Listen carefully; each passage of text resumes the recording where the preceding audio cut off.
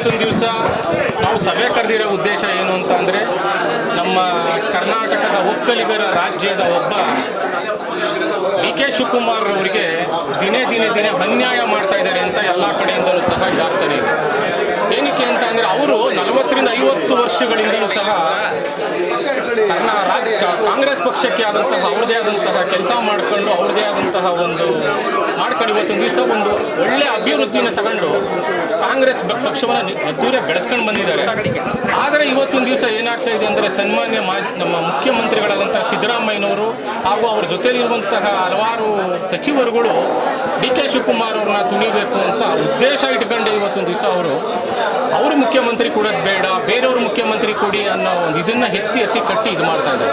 ಹಾಗಾಗಿ ಇವತ್ತೊಂದು ದಿವಸ ನಮ್ಮ ದಿನೇ ನಮ್ಮ ಒಕ್ಕಲಿಗರು ಅನ್ಯಾಯ ಆಗ್ತಾನೆ ಇದ್ದಾರೆ. ನಾವು ಇನ್ನು ಎಷ್ಟು ದಿವಸ ಅಂತ ನಾವು ಸೋರಿಸ್ಕೊಂಡಿರೋದು.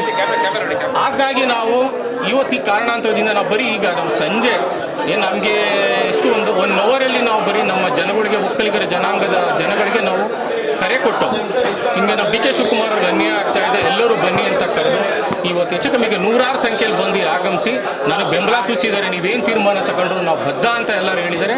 ಹಾಗಾಗಿ ಇವತ್ತು ದಿವಸ ನಾವು ಈ ಸಭೆ ಸೇರಿದ್ದೀವಿ. ನಾವು ಅದೇ ಇವತ್ತಿಂದ ಏನಾಗ್ತಾ ಇದೆ ಅಂತ ಅಂದರೆ, ದಿನೇ ಈಗ ಅಲ್ಲಿ ಡಿ ಕೆ ಶಿವಕುಮಾರ್ ಅವ್ರಿಗೆ ಮುಖ್ಯಮಂತ್ರಿ ಪದವಿ ಕೊಡಲೇಬಾರ್ದು ಅನ್ನೋ ಕಾರಣಾಂತರದಿಂದ ಇವತ್ತೊಂದು ದಿವಸ ಬೇರೆ ಥರ ಎಲ್ಲ ಹಿಂದಿನ ಕೆಲಸಗಳು ಮಾಡ್ತಾ ಇದ್ದಾರೆ. ನಾವು ಏನು ಅಂತ ಅಂದರೆ, ಈಗ ನಾವು ಕೇಂದ್ರದ ವರಿಷ್ಠರಿಗೆ, ಯಾರು ಸೋನಿಯಾ ಗಾಂಧಿಯವರಾಗಿರ್ಬೋದು, ರಾಹುಲ್ ಗಾಂಧಿಯವರಾಗಿರ್ಬೋದು, ಅಥವಾ ಮಲ್ಲಿಕಾರ್ಜುನ್ ಖರ್ಗೆ ಅವರಿಗೆ ನಾವು ಈ ಸಭೆ ಮುಖಾಂತರ ಅವ್ರಿಗೆ ನಾವು ಏನಂತ ಕೇಳ್ತಾ ಇದ್ದೀವಿ ಅಂತ ಅಂದರೆ, ಡಿ ಕೆ ಶಿವಕುಮಾರ್ ಅವ್ರಿಗೆ ನೀವು ಮುಖ್ಯಮಂತ್ರಿ ಸ್ಥಾನ ಕೊಡಲಿಲ್ಲ ಅಂತ ಅಂದರೆ, ಮುಂದಿನ ದಿನಗಳಲ್ಲಿ ನೀವು ಒಕ್ಕಲಿಗ ಇವತ್ತು ಬರೀ ಮೈಸೂರು ಅಂತ ಅಲ್ಲ ಹೇಳ್ತಾ ಇಲ್ಲ ನಾನು, ಇಡೀ ಕರ್ನಾಟಕದಾದ್ಯಂತ ಎಲ್ಲೆಲ್ಲಿ ಒಕ್ಕಲಿಗರುಗಳು ಇದ್ದಾರೆ ಅವರು ಎಲ್ಲರ ಮುಂದಿನ ಚುನಾವಣೆಯಲ್ಲಿ ಒಂದು ಓಟು ಸಹ ನಾವು ಒಕ್ಕಲಿಗರ ಒಂದು ಓಟು ಸಹ ನಿಮ್ಮ ಕಾಂಗ್ರೆಸ್ ಪಕ್ಷಕ್ಕೆ ನಾವು ಕೊಡಲ್ಲ ಅಂತ ನಾವು ಈ ಸಭೆಯಲ್ಲಿ ಎಲ್ಲರೂ ಸಹ ಸೇರಿ ತೀರ್ಮಾನ ಮಾಡಿದ್ದೀವಿ. ಬರಿತೀವಿ, ಅದನ್ನು ಸಹ ಬರಿತೀವಿ. ಬಟ್ ಡಿ ಕೆ ಶಿವಕುಮಾರ್ ಅವ್ರಿಗೆ ಅನ್ಯಾಯ ಆಗಲ್ಲ ಅಂತ ಎಷ್ಟೋ ಜನ ಹೇಳ್ತಾನೆ ಇದ್ದಾರೆ. ಇವತ್ತು ಡಿ ಕೆ ಯಾರು ಸಿದ್ದರಾಮಯ್ಯನವರು ಮಾತಿನಂತೆ ಮಾತು ಉಳಿಸ್ಕೊಳ್ತಾರೆ, ಅವರು ಅದ್ರ ಪ್ರಕಾರ ಕೊಡ್ತಾರೆ ಅಂತ ಹೇಳ್ತಾರೆ. ಆದರೆ ಅವ್ರೇನು ಮಾಡ್ತಾ ಇದ್ದಾರೆ ಅಂದರೆ, ಸ್ವಂತ ಅವ್ರ ಮಗನ್ನೇ ಮುಂದೆ ಬಿಡ್ತಾ ಇದ್ದಾರೆ. ಯತೀಂದ್ರ ಅವ್ರ ಕೈನಲ್ಲೇ ಮುಂದೆ ಬಿಟ್ಟು ಅವರು ಸತೀಶ್ ಜಾರಕಿಹೊಳಿ ಅವ್ರ ಹೆಸರನ್ನ ಹೇಳಿಸೋದು. ಯಾಕೆ ಅವತ್ತೊಂದು ದಿವಸ ಚುನಾವಣೆ ಬಂದಾಗ ಡಿ ಕೆ ಶಿವಕುಮಾರ್ ಅವರು 224 ಕ್ಷೇತ್ರದಲ್ಲೂ ಹೋಗಿ ಕ್ಯಾನ್ವಾಸ್ ಮಾಡಿದ್ದಾರೆ. 11 ಗಂಟೆ ರಾತ್ರಿನಲ್ಲೂ ಸಹ ನಮ್ಮ ಒಂಟಿಕೊಪ್ಪಲ್ ಸರ್ಕಲ್ಲು ಬಂದು, ಇದು ಅವತ್ತೊಂದು ದಿವಸ ನಮ್ಮ ಚಾಮರಾಜ ಕ್ಷೇತ್ರದ ಹರೀಶ್ ಗೌಡ್ರು ಅಂತ ಇಲ್ಲಿ ಕಾಂಗ್ರೆಸ್ಸಿನ ಗೆದ್ದಿರೋ ವ್ಯಕ್ತಿ, ಅವ್ರ ಪರವಾಗಿ ಓಪನ್ ಆಗಿ ಅವರು 12 ಗಂಟೆಯಲ್ಲಿ ಕೈ ಮುಗಿದು ಕೇಳ್ತಾರೆ, ದಯಮಾಡಿ ಕಾಂಗ್ರೆಸ್ ಪಕ್ಷದಲ್ಲಿ SM ಕೃಷ್ಣ ಅವ್ರು ಬಿಟ್ಟರೆ ನೆಕ್ಸ್ಟು ಮುಖ್ಯಮಂತ್ರಿ ಆಗೋ ಸಂಭವ ಇರೋದು ನನಗೆ ಇರೋದು. ಹಾಗಾಗಿ ನೀವೆಲ್ಲರೂ ದಯಮಾಡಿ ನೀವು ಒಂದು ಒಕ್ಕಲಿಗನಿಗೆ ಒಂದು ಹೆಲ್ಪ್ ಮಾಡಿ ಅಂತ ಡಿ ಕೆ ಶಿವಕುಮಾರ್ ಕೈ ಮುಗಿದಿರೋದ್ರಿಂದ ಇವತ್ತೊಂದು ದಿವಸ ಚಾಮರಾಜ ಕ್ಷೇತ್ರದಲ್ಲಿ ಇವತ್ತು ಹರೀಶ್ ಗೌಡರು ಗೆಲ್ಲಿಸಿದ್ದಾರೆ. ಅದೇ ರೀತಿಯಲ್ಲಿ ಮಂಡ್ಯದಲ್ಲಿ 7 ಕ್ಷೇತ್ರದಲ್ಲಿ 6 ಕ್ಷೇತ್ರನ ಕಾಂಗ್ರೆಸ್ ಅವರು ಕೊಟ್ಟಿದ್ದಾರೆ. ಏನಕ್ಕೆ ಅಂತ ಅಂದರೆ, ಡಿ ಕೆ ಶಿವಕುಮಾರ್ ಅವರು ಮುಖ್ಯಮಂತ್ರಿ ಆಗ್ತಾರೆ ಅಂತ. ಏಕೆಂದರೆ SM ಕೃಷ್ಣ ಅವರು ಮುಖ್ಯಮಂತ್ರಿ ಆಗಿರೋದನ್ನು ಎಲ್ಲ ನೋಡಿದ್ದೀವಿ. HD ಕುಮಾರಸ್ವಾಮಿ ಅವರು ಆಗಿದ್ದಾರೆ, HD ದೇವೇಗೌಡರು ಸಹ ಆಗಿದ್ದಾರೆ. ಇನ್ನೊಬ್ಬರು ನಮ್ಮ ಒಕ್ಕಲಿಗರು ಡಿ ಕೆ ಶಿವಕುಮಾರ್ ಆಗಲಿ ಅನ್ನೋ ಒಂದು ಕಾರಣಾಂತರದಿಂದ ಇಡೀ ಮಂಡ್ಯದಲ್ಲೂ ಸಹ ಒಕ್ಕಲಿಗರು ಬೆಂಬಲಿಸಿ ಅಲ್ಲೂ 7 ಸೀಟಿಗೆ 6 ಸೀಟ್ ಕೊಟ್ಟಿದ್ದಾರೆ. ಚಿಕ್ಕಮಗಳೂರಲ್ಲಿ ಕೊಟ್ಟಿದ್ದಾರೆ, ಹಾಸನಲ್ಲಿ ಕೊಟ್ಟಿದ್ದಾರೆ, ತುಮಕೂರಲ್ಲಿ ಕೊಟ್ಟಿದ್ದೀವಿ, ಮೈಸೂರಲ್ಲಿ ಕೊಟ್ಟಿದ್ದೀವಿ. ಇಷ್ಟೆಲ್ಲ ನಮ್ಮ ಒಕ್ಕಲಿಗರ ಪ್ರಾಬಲ್ಯ ಮುಂದೆ ಇಟ್ಕೊಂಡು ನಾವು ಇವತ್ತೊಂದು ದಿವಸ ನಮ್ಮ ಒಕ್ಕಲಿಗರ ನಾಯಕರಾಗಿ ಡಿ ಕೆ ಶಿವಕುಮಾರ್ನ ತುಳಿಯೋದಕ್ಕೆ ಪ್ರಯತ್ನ ಪಡ್ತಾವ್ರಲ್ವಾ, ನಾವು ಇನ್ನೂ ಎಷ್ಟು ದಿವಸ ಅಂತ ನಮಗೆ ಕೂತ್ಕೊಳ್ಳೋಕ್ಕಾಗತ್ತೆ? ಮುಂದಿನ ದಿನಗಳೇ ಇನ್ನೂ ಹೋರಾಟ. ನಾವು ಅವ್ರ ಮುಖ್ಯಮಂತ್ರಿ ಸ್ಥಾನ ಕೊಡುವವರೆಗೂ ನಾವು ಇದನ್ನು ಬಿಟ್ಕೊಡಲ್ಲ.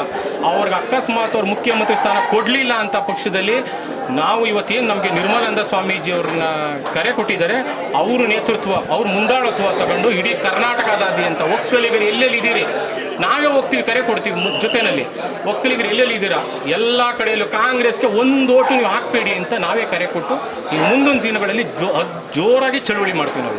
ಈ ಯತೀಂದ್ರ ಅವರು ಒಂದು ಮಾತು ಹೇಳಿದ್ದಾರೆ, ಈಗ ಸಂದರ್ಭ ಇಲ್ಲ ಅಂತ ಹೇಳಿದ್ದಾರೆ ಸರ್. ಈಗ ಮುಖ್ಯಮಂತ್ರಿಗಳನ್ನ ಬದಲಾವಣೆ ಮಾಡೋಂಥ ಸಂದರ್ಭ ಇಲ್ಲ. ಅವ್ರು ಇವತ್ತು ಸ್ಟೇಟ್ಮೆಂಟ್ ಕೊಟ್ಟಿರೋದು ಏನಂತ ಅಂದರೆ, ಮಾಧ್ಯಮದಲ್ಲಿ ನಮ್ಮ ತಂದೆಯವರು ಈಗ ಏನು ಇವತ್ತು ಇಷ್ಟು ವರ್ಷ ಅವರು ಅಧಿಕಾರ ಮಾಡಿದ್ದಾರೆ, ಅವ್ರಿಗೆ ಯಾವುದೇ ಒಂದು ರೀತಿ ಕರಪ್ಷನ್ ಇಲ್ಲ, ಹಾಗಾಗಿ ಅವರೇ ಮುಂದುವರಿತಾರೆ ಅಂತ ಅವ್ರು ಹೇಳ್ತಾ ಇದ್ದಾರೆ. ಯಾಕೆಂತ ಅಂದರೆ, ತಂದೆ ಪರವಾಗಿ ಮಗ ಬ್ಯಾಟಿಂಗ್ ಆಡೋದು ಅದೇನು ತಪ್ಪೇನಿಲ್ಲ. ಸ್ವಾಮೀಜಿಗಳು ಮಾತಾಡೋದನ್ನ ಅವರು ಕೌಂಟರ್ ಮಾಡ್ತಾರೆ, ಶಾಸಕರು ಮಾತಾಡ್ತಾರೆ, ಹೊರಗಡೆ ಅವ್ರು ಯಾಕೆ ಮಾತಾಡ್ತಾರೆ ಅನ್ನೋ ಒಂದು ಮಾತನ್ನು ಹೇಳ್ತಾರೆ ಯತೀಂದ್ರ ಅವರು. ಸರಿ ಅಂತ ಇದು ಥರ ಅವ್ರು ಹೇಳ್ತಾ ಇರೋದು ಅವರ ಒಂದು ಮುಖದ ನ್ಯಾಯಕ್ಕೆ ಅವ್ರು ಮಾತಾಡ್ತಾ ಇದ್ದಾರೆ ಅಷ್ಟೇನೆ. ಈಗ ಸ್ವಾಮೀಜಿ ಅವ್ರು ಮಾತಾಡೋದ್ರಲ್ಲಿ ಏನು ತಪ್ಪೇನಿಲ್ಲ. ಈಗ ಸಿದ್ದರಾಮಯ್ಯನವ್ರ ಪರವಾಗಿ ಯಾರವರು ಕಾಗಿನೆಲೆ ಮಟ್ಟ ಸ್ವಾಮೀಜಿ ಅವರು ಮಾತಾಡಿದ್ದಾರೆ ಇವತ್ತು.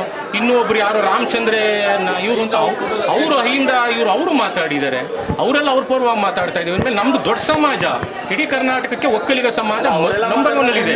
ಇವ್ರು ಮಾತಾಡಿದ್ರೆ ಯಾಕೆ ಆ ಥರ ಹೇಳ್ತಾರೆ ಯತೀಂದ್ರ ಅಂತ ಏನು ಮಾಡೋದಕ್ಕಾಗಲ್ಲ. ಯಾಕೆಂದ್ರೆ ಅವರು ತಂದೆ ಪರ, ಅವ್ರಿಗೆ ಏನೇ ಮಾಡಿದ್ರು ತಂದೆನ ಅವ್ರು ಬಿಟ್ಕೊಡೋಕ್ಕಾಗಲ್ಲ. ಎತ್ತವ್ರು ಹೆಗಣ ಮುತ್ತಲ್ವೇ, ಹಾಗಾಗಿ ಅವ್ರು ಆ ಥರ ಇದ್ದಾರೆ. ಇರಲಿ ಬಿಡಿ. ಯಾಕೆ ಅಂತ ಅಂದರೆ ಇವತ್ತೊಂದು ದಿವಸ ಈಗ ಹೇಗೆ ನಡೀತಾ ಇದೆ ಅಂತ ಅಂದರೆ ಅಟ್ಲೀಸ್ಟು ಸಿದ್ದರಾಮಯ್ಯನವರು ಅವ್ರ ಹಿಂದೆನೇ ಇದ್ದಾರೆ ಎಷ್ಟೋ ಜನ. ಈಗ ರಾಜಣ್ಣವ್ರಿಗೆ ಈಗ ಮಂತ್ರಿ ಸ್ಥಾನ ಕಳೆದಿದೆ ಅಂತ ಗೊತ್ತಿದ್ರು ಅವ್ರಿಗೆ ಇನ್ನೂ ಆ ಮಾತನ್ನ ಟಾಕಿಂಗ್ನ ಇನ್ನೂ ಕಡಿಮೆ ಮಾಡ್ಕೊಳಕ್ಕಾಗ್ತಾ ಇಲ್ಲ ಅವ್ರಿಗೆ ಅಲ್ವೇ. ಯಾಕೆಂತ ಅಂದರೆ ಈಗ ಅವ್ರು ಏನಕ್ಕೆ ನಾನು ಮಂತ್ರಿ ಸ್ಥಾನ ಕಿತ್ಕೊಂಡ್ರು ಅಂತೂ ಅವ್ರಿಗೆ ಇನ್ನೂ ಗೊತ್ತಿಲ್ಲ. ಅವ್ರು ಮಾತಾಡ್ತಾ ಇರುವಂತಹ ಲೂಸ್ ಟಾಕ್ ಮಾತುಗಳು ಅಲ್ವೇ. ಇದೇ ಸುಮಾರು ವರ್ಷಗಳ ಹಿಂದೆ ನಮ್ಮ ಲೋಕಸಭಾ ಸದಸ್ಯರಂಥ ವಿಶ್ವನಾಥರವರು HD ದೇವೇಗೌಡರ ವಿರುದ್ಧ ಬರೀ ದಿನ ಬೆಳಿಗ್ಗೆ ಆಯಿತು ಅಂದರೆ HD ದೇವೇಗೌಡರ ವಿರುದ್ಧ ಬೈಯರು. ಬೆಳಿಗ್ಗೆ ಆಯಿತು ಅಂದರೂ ಬೈಯರು, ಮಧ್ಯಾಹ್ನ ಆಯಿತು ಅಂದರೂ ಬೈಯರು. ಅವ್ರಿಗೆ ಮಾಧ್ಯಮದ ಮುಂದೆ HD ದೇವೇಗೌಡರು ಬೈಯೋದೇ ಒಂದು ಕೆಲಸ ಆಗಿಬಿಟ್ಟಿತ್ತು. ಅದಕ್ಕೆ ನಾವು ಒಕ್ಕಲಿಗರು ಏನು ಕೊಟ್ಟೋ ಅವತ್ತು ಇದಕ್ಕೆ ಪ್ರತಾಪ್ ಸಿಂಹನಂತಿಯವರು ಹೊಸಬ್ರು ಬಂದರು. ಅವತ್ತು ಇಡೀ ಒಕ್ಕಲಿಗರು ಒಗ್ಗಟ್ಟಾದರು, ಪ್ರತಾಪ್ ಸಿಂಹ ಅವ್ರ ಪರ ನಿಂತ್ಕೊಂಡ್ರು. ಅವತ್ತೇನು ಅಂತ ಒಕ್ಕಲಿಗರದ ಗತ್ತನ್ನ ತೋರಿಸಿರೋದು ಇವತ್ತವರೆಗೂ ನಾವು ಅದೇ ಥರ ಇದ್ದೀವಿ. ಯತೀಂದ್ರ ಅವ್ರು ಮಾತು ಸರಿ ಮಾಡ್ಕೊಳ್ಳಿಲ್ಲ ಅಂದ್ರೆ ಅವ್ರಿಗೂ ಇದೇ ಥರ ಅವ್ರಿಗೂ ನಾವು ಇದೇ ಮಾತು ಹೇಳೋದಕ್ಕೆ ಇಷ್ಟಪಡ್ತೀವಿ. ಯತೀಂದ್ರ ಅವ್ರಿಗೂ ಮಾತನ್ನು ಕಡಿಮೆ ಮಾಡಿ. ಯಾಕೆ ಅಂತ ಅಂದರೆ ನೀವು ಈ ಥರ ಎಲ್ಲ ಮಾತಾಡೋದು ನಿಮ್ಮ ಒಂದು ಶಾಸಕ ಸ್ಥಾನಕ್ಕೆ ಅದು ಅರ್ಹನಲ್ಲ. ದಯಮಾಡಿ ಅದನ್ನು ಮಾತನ್ನು ಕಡಿಮೆ ಮಾಡಿ. ನೀವು ರಾಜಕೀಯದಲ್ಲಿ ಬೆಳಿಬೇಕು ಅಂತ ಆಸೆ ಇಟ್ಕೊಂಡಿದ್ದೀರಾ, ಇದನ್ನೆಲ್ಲ ಬಿಟ್ಟು. ಯಾಕೆಂದರೆ DK ಶಿವಕುಮಾರ್ ಅವರು ಆಗ್ತಾ ಇದ್ದಾರೆ. ಅವರು ಒಬ್ಬರು ನಮ್ಮವರೇ ಅಲ್ವೇ, ಎಲ್ಲರೂ ಒಬ್ಬರು ಇದಲ್ವೇ. ಅವರು 50 ವರ್ಷ ಸೇವೆ ಮಾಡಿದ್ದೀರಿ ಅಲ್ವೇ. DK ಶಿವಕುಮಾರ್ ಸೇವೆ ಮಾಡಿದ್ದಾರೆ ಅವರು. ಈಗ ಸಿದ್ದರಾಮಯ್ಯನವ್ರು ಬಂದಿರೋದು ಎಷ್ಟು 2007, 2008 ಬಂದಿದ್ದಾರೆ. ಇವರು 50 ವರ್ಷದಿಂದ ಸೇವೆ ಮಾಡಿರೋರು ಯಾರು DK ಶಿವಕುಮಾರ್. ಅಂಥವ್ರಿಗೊಂದು ಪ್ರಾಮುಖ್ಯತೆ ಕೊಡಿ ಅಂತ ನಾವು ಆ ಕಾಲದಿಂದ ಕೇಳ್ತಾ ಈ ಕಾಲ. Thank you sir. Thank you sir.